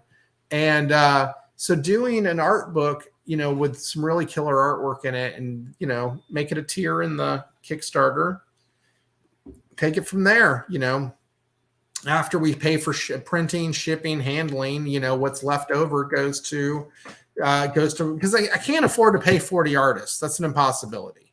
You know what I mean? Here's your 35, here's your, you know, 13 cents per issue. It's an impossible, you know, there's no money there. But what we can do is give it to charity. So if we can give it to charity, you know, I think we're doing a good job. There you go. That's yours right there, Haas. Yeah. Yeah. That's a little old me.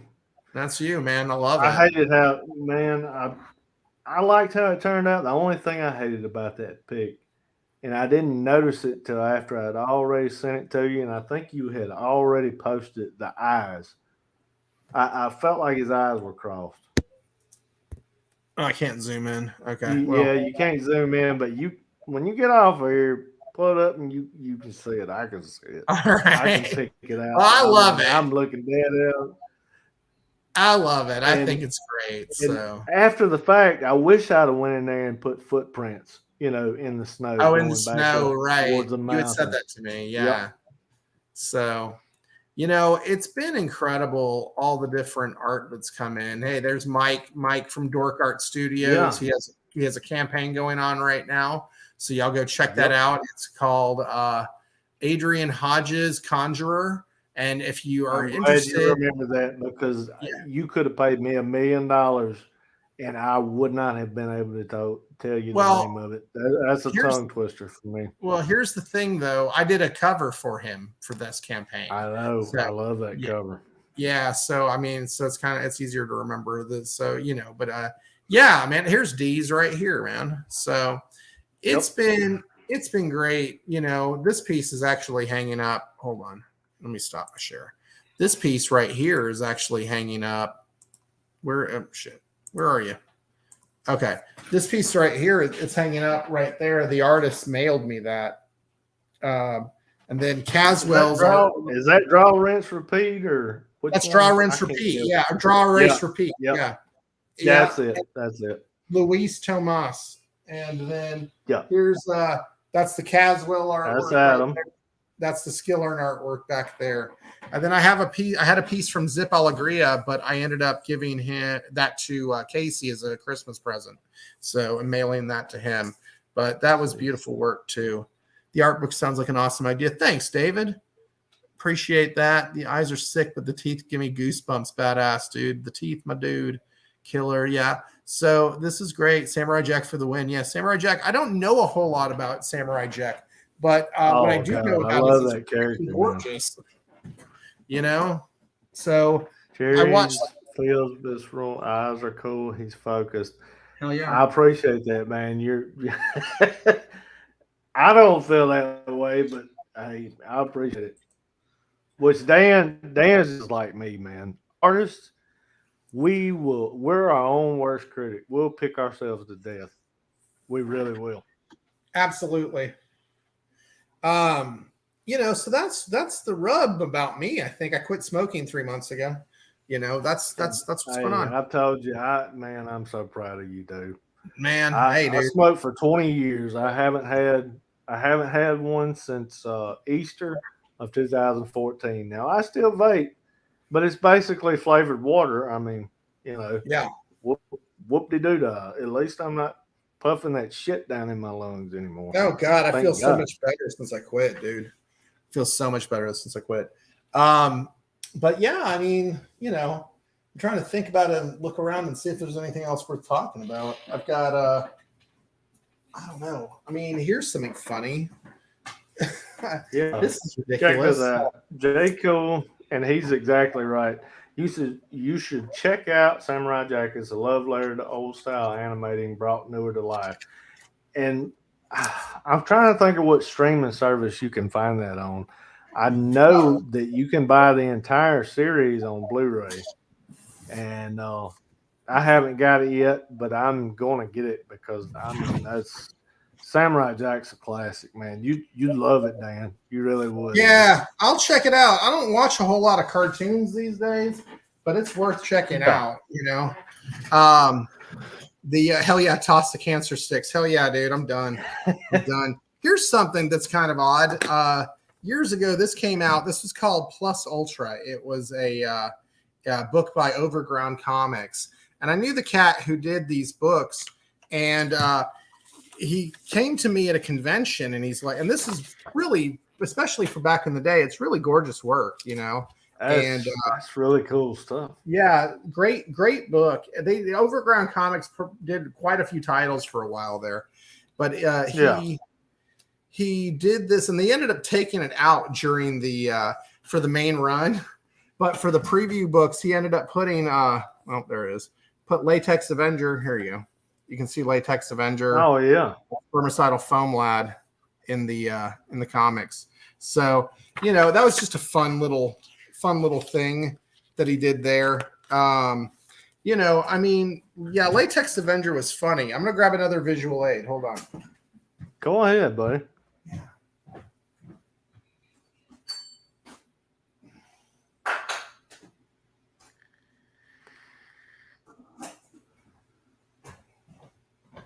Yeah. So I've received some weird gifts over the years at conventions and stuff, and Right. share those with you real quick. Okay. These are the strangest things I've ever received. They're high heels. These are high heels that have been decoupaged with my character's Bond's artwork all over it from Masters of the Next, Obvious. you're going to tell us you were a lady of the night for a while, and that was Shit, your, man. that You know was what? your- These were my fuck me. that was pumps. your shoe of choice. That was your money makers right there. Yeah, these were them, man. No, so I got those. That was really funny. I was like, when they gave them to me, I'm like, I'm never gonna wear them, but these are so cool, man. And then somebody else gave me this. It's a lunchbox, actually. They made a lunchbox with Okay. Latex Avenger stuff for me. Oh wow. Yeah, and then That's really cool. and this, I keep all my swag. Okay, so. Okay. Your And swag this box. was, yeah, the swag box. But, and it has all sorts of different things like old stickers, big Latex Avenger stickers. This Right. is the Sperm Lightning logo. So, and little pins. Got the little pin. Yeah. Okay. But Really my cool. favorite thing out of all of this shit were these. Where does it go? There we go. Oh yeah. Yeah, this is a condom. Okay. And I would give these out. I had my website. I had my website put on there, and I would hand out the condoms as like favors at the need new flick me shoes. That's hilarious. That's amazing. Hilarious. But I would give these out at conventions to people, as they would walk by. Hey man, you need a condom? What? And I'd hand them the condom. And I've been called a lot of names for these over the years. Some people have called me an innovator. Some people have said to me, I'm just purely godless, but that's okay. So I always thought that was really funny. That's awesome. Yeah, man. So, yeah, there's all sorts of crazy shit in here. Yeah, look, somebody made me this, dude. It's a translucent sticker that I've never bothered to put on anything, but it's just gigantic. Oh, wow. Just put it right here. There you go. There we go. So anyway, there you go. The moment when you realize that 1 in 1,000 used them to have a baby anyway, right? No doubt, 99.9% of the time. That's right. 99%. So, yeah, I had people come to me on a Friday at a convention picking one up, and on Saturday saying thank you. I'm not kidding around. Those are true stories. These are not jokes. These are not jokes. All right. So, yeah, it is what that is. So, but like these days, it's I got the Latex Avenger Halloween Man coming out on Indiegogo in June. But these days, I mean, Right. it's really Bigfoot. That's the playground right now. That's the sandbox to be in, and I couldn't be happier. So go ahead. So when are you guys shooting to release Bigfoot Knows Karate issue 2 on Kickstarter? Yeah. I'm thinking September, October. We did October last time around. I'm thinking it's gonna be September, October timeframe. And then after that, then the first side book will come out about halfway through, and then book 3 will come out, and then a side book, and then book 4, and then a side book and book 5. So, and then Casey convinced me that we needed to write an epilogue in the back of issue 5 to lead us into book 6. I said to him, Casey, you motherfucker, I am not drawing a 6th book, dude. I can't do this kind of stuff. I need to slow it down and do something else. But we will we'll probably continue to write it together and bring another artist to do 6 through 8 or something like that for the next arc. And the next arc's going to be insane. I mean, we've already plotted it out. It's nuts. So, we're really pushing the limits on a lot of things and a lot of tropes, on a lot of cultures, different lures and things like that, different cryptids from around the world that come from different parts of the, from different parts of the world, from different cultures. Everybody's got a Bigfoot, a Wendigo, what else? Drops the Deuce in September. That's right, D. That's right, D. I gotta put that. A big one. I've got to put that. So here's the deal. Everybody's got a personal goal, right, for their campaign. You really want what you fund for, and then you have the other goal. So the deal is, my wife said to me, I don't know if I've said this already, if we double what we made on the first campaign, I have to get a tattoo. I got to get a Bigfoot Knows Karate tattoo, live stream on Instagram, pull a Chris Michael from Homebrew, and just get we talked about this on the live last night. Yeah, I'm gonna get that image tattooed on me if I get this. So if we make that kind of money, I'm gonna get that tattooed on me. So there you go. It's a steaming pile of awesome. He's talking about the Deuce in September. That's amazing. Wow. I tell you, man. Well, I'm hyped for it. Man, I'm I ready, dude. appreciate that. I'm super ready, and Man, I can't wait. man, I appreciate I that. wish Casey could have come on here with us and kind of give Shit. his, prayers to his family, his wife. Yeah, Just get better, be yeah, well, get better. Uh, I can't say enough. I can't say enough about that. But man. Let me, go can I ahead, plug buddy. Casey real quick? I just want to say Casey Allen, Casey T. Allen. He is the writer's writer. That guy has kept me grounded through through the campaign, through the first book and the second book. When I wanted to lose my shit, he's there to lose my shit on someone. He's always reminding me, be smart, be cool, take care of your thing. You got a reputation to uphold and all that. Such a wise guy, and not like a mafioso, but just a wise guy. And he's just a good dude. And as a co-writer, editor, he's been phenomenal. And I know I handle a lot of the chores on the book, but he's integral to it. That's for sure. So I just wanted to say thanks to Casey while I was thinking about it, because he's incredible. He really is. So he's become we've known each other for a few years now. We met through the Comic Jam, which is a online workshop for comic book artists and writers. And we did some fun stuff together, man.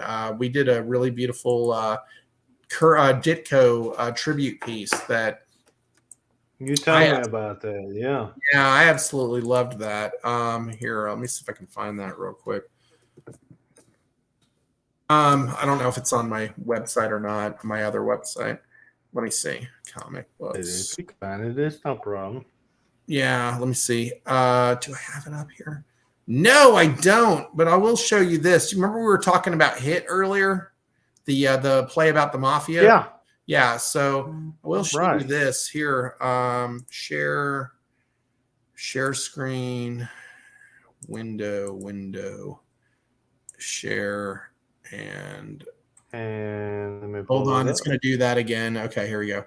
This was the thing that I did for the Comic Jam. The first thing I did for the Comic Jam, and it was called. It was a one page, no more than 6 panel story. That's the deal. And it was called Circling. Yeah. And it was about circling, and it was about space sharks.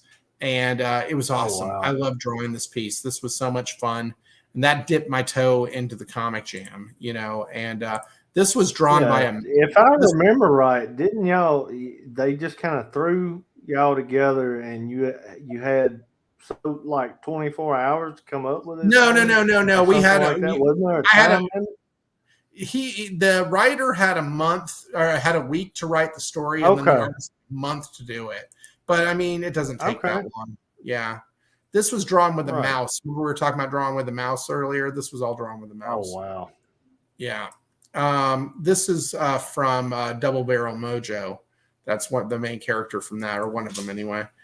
This was some work I did for Halloween Man, for a short story for Halloween Man. That's just a couple panels from that. Circling, you saw that. Some Ziggy Stardust type lady, this fella right here, right? Oh, yeah, definitely. Yeah.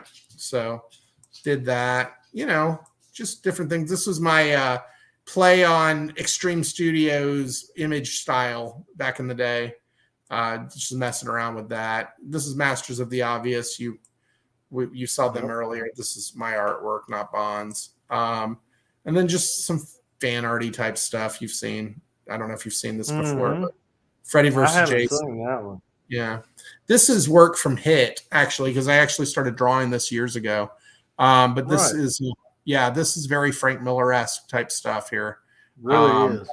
Yeah, but I love. You get a lot of Sin City vibes right there. Oh, absolutely. Artwork's different, but it's definitely influenced from it for sure. You know what I mean? Definitely. Oh, I love definitely. Sin City. Sin City. This is here. There you go. That's another piece from that. Yeah. I love Sin City. I mean, I can't get enough of it. I think it's one of the most brilliant books out. That guy too, right? Oh yeah. Yeah. And Oh, it's all the way up here. Hold on. And then and here's the sticker. I don't know if you can see that, but here's the sticker Yep. for that. So that Chris made this into stickers. I had no idea he was going to make these into stickers. When I saw it, I'm like, oh, sweet. That's Look at there. badass. Look at Yeah. that. Yeah. So yeah, there you go. So this is just some other drawing stuff that I've done pre-knowing all you guys. This is a Latex Avenger story that I was playing around with just in Adobe Illustrator, again, drawn with a mouse. So Incredible stuff, man. all that drawn with a mouse. So Guys, Deadpool. So- yeah, you got to have the obligatory Deadpool drawing, right? So this is from Mystery Men right here. You ever see the movie Mystery Men? Oh God, yeah, one of my all-time favorites. Me too, man. So that's a little meme type thing from there. This is a cover I did for Halloween, man.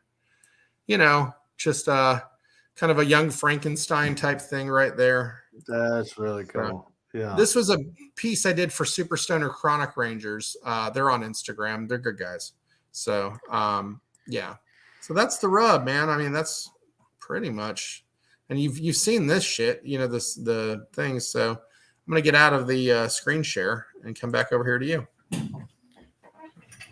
Incredible stuff, man. So yeah, it's just. Well, I tell you what, yeah. we have drained you, buddy. I have learned things I had no clue about, bud. Yeah. I mean, you never cease to amaze me, Dan. I mean, really, I appreciate that, man. Just when I think I've heard the coolest story out of you yet, you top it. Next time I'm on your show, we'll discuss my sex life. You know, so that'll be.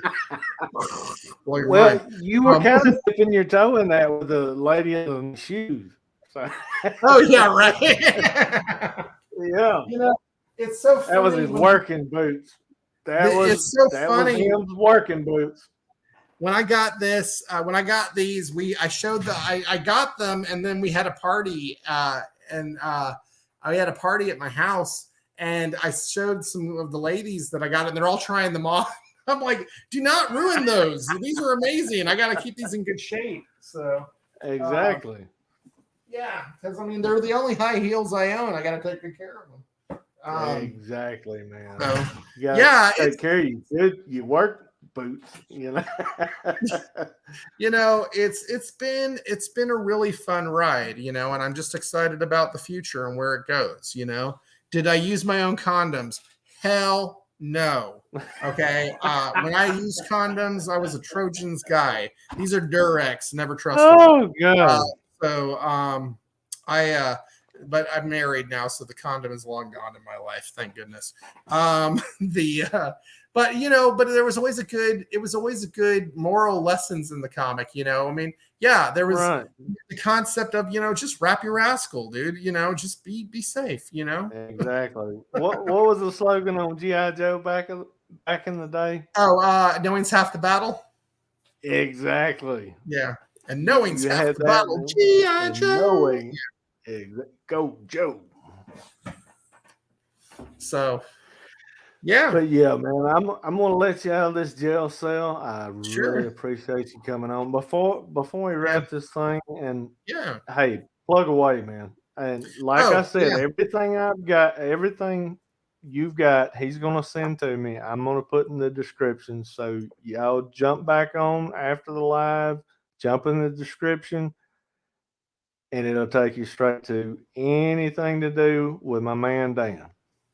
All right. Well, let me do this real quick. Okay. Let me set something up here. Oh no, I want that. Okay, I'm going to show y'all two things that you need to be very aware of. Okay. There we go. Okay. Now, let me come back over here, and then I can properly shill my stuff. Okay. Here, share. Okay. This is my website. Okay. Please check it out. It is called BigfootKnowsKarate.com. On the website, you can do the following things. You can watch the video. Can I show my video real quick? Because I'm really proud of it, to be perfectly honest. Go for it. Okay. Let's do this. This was my Kickstarter video.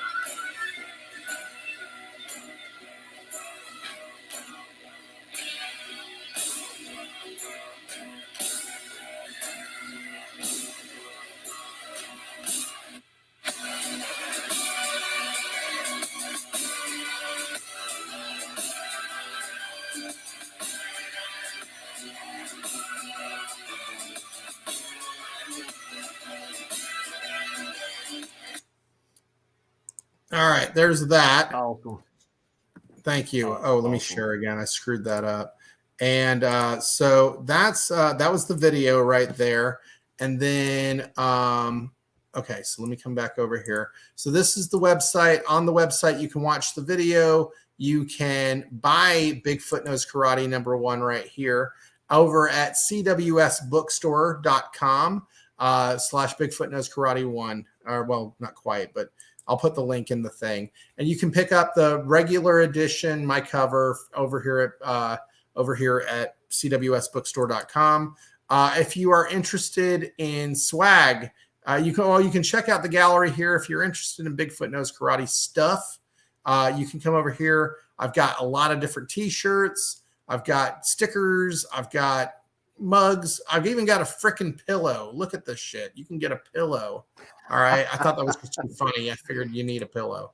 So there's all sorts of great stuff here, but so check that out. We got a lot of cool things that you can pick up. Then, okay. And also let me show y'all this. This is my Instagram. You can find me at Danomite139 right there. So please check that out. Hey, look, I'm getting close to 2,600. That's badass. So you can check out, there's amazing fan art. There's drawings that I've done. Hey, there's a graphic for me and Jerry right now. Here we go. So you can check out all the cool stuff that's going on with Bigfoot Knows Karate here. This was artwork that we just got colored.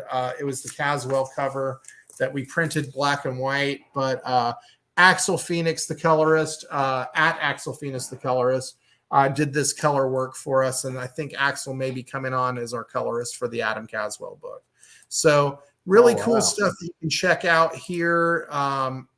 Just that was JM QRZ who did this piece. He's amazing. This is a piece from issue 2 that I was working on. So that's me in a nutshell. Stop the share. Okay. That's me in a nutshell. BigfootKnowsKarate.com, Danomite139, DANOMYTE139 on Instagram, Twitter, and TikTok. I will be in Washington, D.C. for AwesomeCon, June 3rd through the 5th, July 15th through the 18th, I believe. I will be in Houston for Comic Palooza. Dallas Fan Days is somewhere in June, I believe, that I'll be there for that. And then Baltimore Comic-Con in October. I'm sure I'll work in a couple more in between. So please come out and meet me. I'd love to talk to you and, hook you up with some comics and, just talk about the good times. That we can hang out and because we're all fools and we all enjoy each other. So that's me. Exactly. Yeah.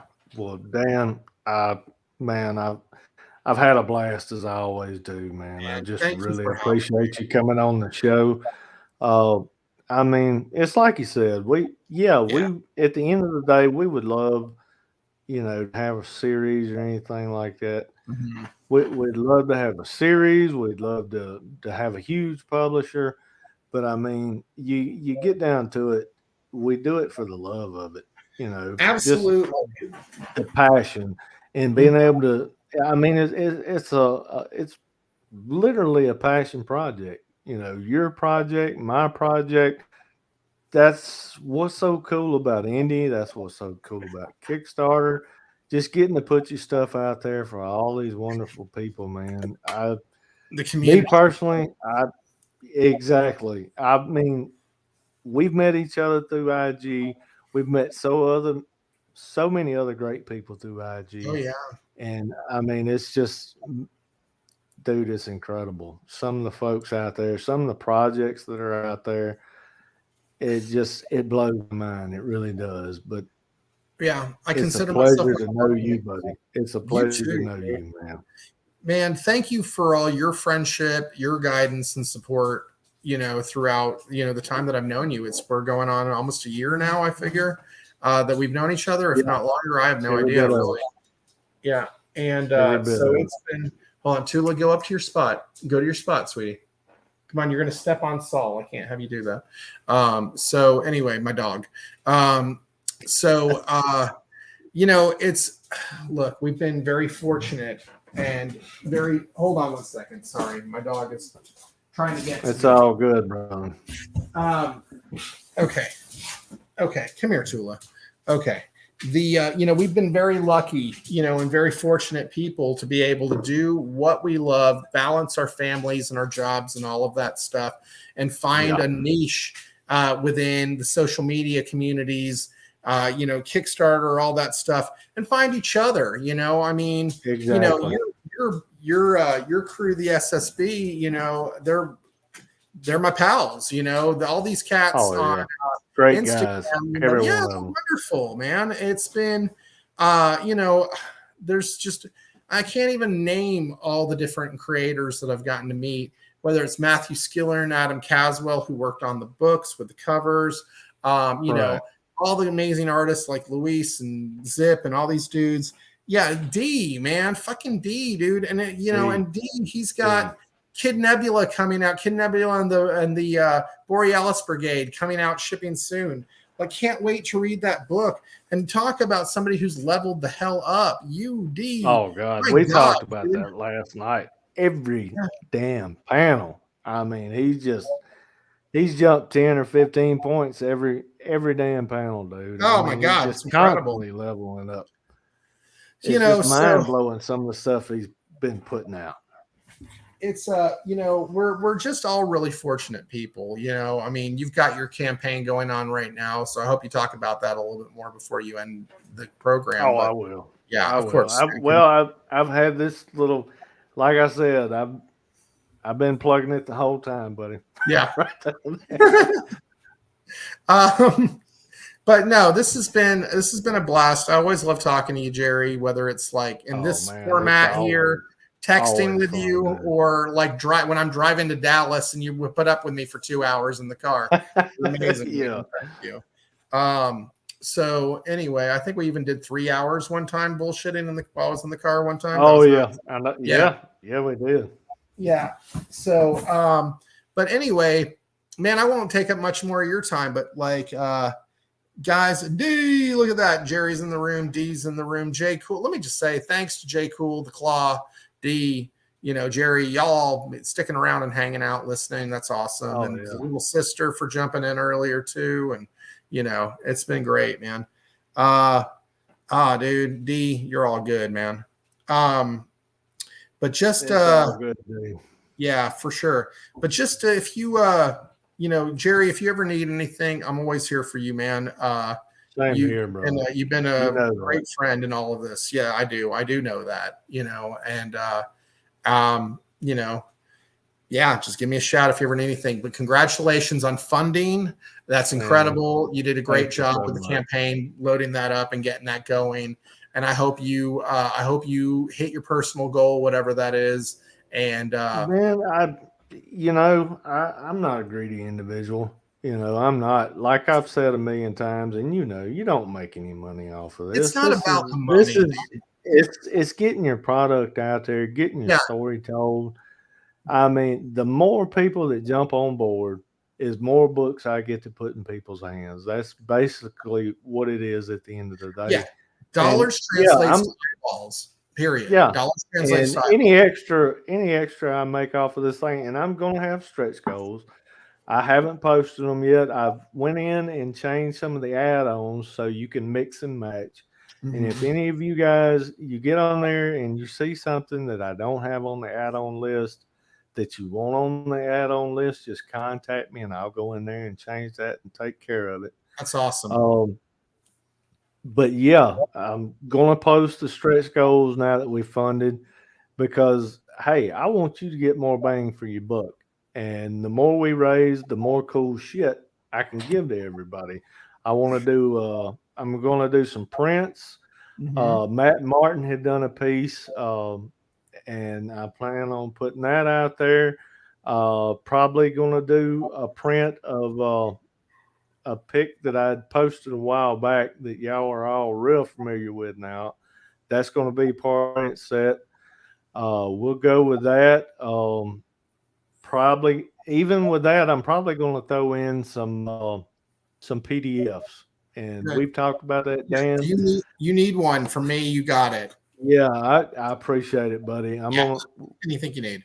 That book you were just looking at, if we hit the next stretch goal, which will be $2,000, I'm going to throw in these prints, extra prints, free to every physical backer. Plus, we're going to have some PDFs, including that beautiful piece of work that Dan's been talking about the whole time. You'll get to sit down and check that out. Yeah, man. So, yeah, the sky's the limit. The more I get, the more you get. I'm not getting anything really. I want you guys to get more. So that's I did good amount of money on the campaign, but when it was all said and done, after printing, after shipping, after paying everyone who needed to be paid, I ended up with enough money to set up tables for like 3 conventions and do another print run. You know what I mean? That was, so it all went back into the book, I mean, that's what happens. It all goes back in the book. This is not like I'm going out and eating lobster dinners on this money. Although a lobster sounds fantastic right now. Any of y'all got a lobster, send it my way. I thought you were going to do the Brazilian steakhouse today. Oh no, we ended up, tomorrow we decided we decided we're going to go to Dos Patos instead and go get trompo tacos. So looking forward to that. Amazing. Yeah, they're great. I could use some of those about right now myself. Oh, one more thing. I could eat the ass out of a low flying duck right now. One more thing to promote real quick. April 23rd. If you happen to be in the Austin area, April 23rd, myself and Robert Garcia from Retribution will be at Cheesy Comics. Yeah, Cheesy Comics on Instagram, Cheesy Comic Shop on Instagram. Robert and I will be at Dragon's Lair April 23rd in North Austin for a signing. So we will be signing comics there, and it is not about the money. It is all about the high heels. This is true. That's fantastic, D. So we'll be doing a signing that day. In fact, I got to go there tomorrow. They bought a bunch of books from me, so I got to go drop those off to them. So really stoked about that. We're going to go drop off the books, and the taco place is right across the way. You want to catch you guys, and I want to catch you guys in Austin or Houston. Man, D, come down, get a table for Comic Palooza in Houston, dude. That's going to be a great show. I mean, and talk about, it's not about the money, but I will say this, that show is a money maker. And frankly, Jerry, what you were saying about not making money, or the money not being important. Yeah. When you get on the Kickstarter, I agree, because you're trying to get eyes. But when you're at a convention, fuck that. You want to get paid because, your cost of your airlines, your cost of your hotel, your cost of your printing, the cost of the table, you got to make money. You got to hustle. Right. This is why I don't do convention sketches, because I find that when I'm doing convention sketches, I spend time drawing and I'm not hustling. And so I will take a commission list when I'm in Comic Palooza, but I will bring that that sketch list with me home, and I will do those sketches at my house and mail them out to people. You know, so, and that makes perfect sense. Yeah, absolutely. Because I'm there to sling comics. That's all I give a shit about. So, yeah. So anyway, but End of Days, chapter 3, guys, live on Kickstarter now. Link in the description. You've got to go check out this book. I got the early bird special. I don't know if we've passed time on that, but it was Dude, yeah, that ended at 7:00. That was Dude, good for the first 24 hours. Dude, that was one of the best tiers I've ever seen. And in terms of like getting bang for your buck, Jerry, that was incredible. Yeah. I mean, well, I thought about it, and I really, I've had several people that come on for both the first two campaigns, and I wanted to do a thank you, I for the people that kept coming back. That was for all of them, because I knew I had my list, I had my email list, and I knew these guys have followed me all the way. They've been with me since the beginning, and I knew they were going to jump on this thing right out of the gate. So that was for each and every one of y'all as a thank you for just being here and helping make this happen this whole time. Yeah, man. Yeah, it's been an honor and a privilege and a pleasure knowing you and watching you work and watching your growth and seeing the stuff you've done for End of Days, the stuff you've done for all the different, everybody else's work all the fan art that you've done for all the other people and myself. I mean, shit, man, that Celestial Night that you did, dude, that was crazy cool, dude. I appreciate it. I appreciate it. Dude, anyway. Man, this stuff, I don't know where I get this stuff. It just pops in my head and I got to get it out. Sure, man. It's just the way it is. Man, but it's been a blast, dude. We've been on for 2 hours. You probably want to get back to your family. Yeah. But dude, it was a pleasure. It was awesome, as it always is. We're going to pull the plug on this thing, but join us next time. We'll have next Saturday. R. Robert Garcia from Cheesy Comics will be on talking about Retribution too. So please tune in and join us. Hey, like I said earlier, if you like what you see, subscribe, hit that little bell thingy down there like you're standing in a tower with no pants on. So anyway, what the fuck that meant? That's it for us, guys. Thanks for coming on, Dan. Take it easy, Thank you, brother. Jerry. You have a great night, man. Have a blessed one, my friend. I will, man. You do the same. All right, brother.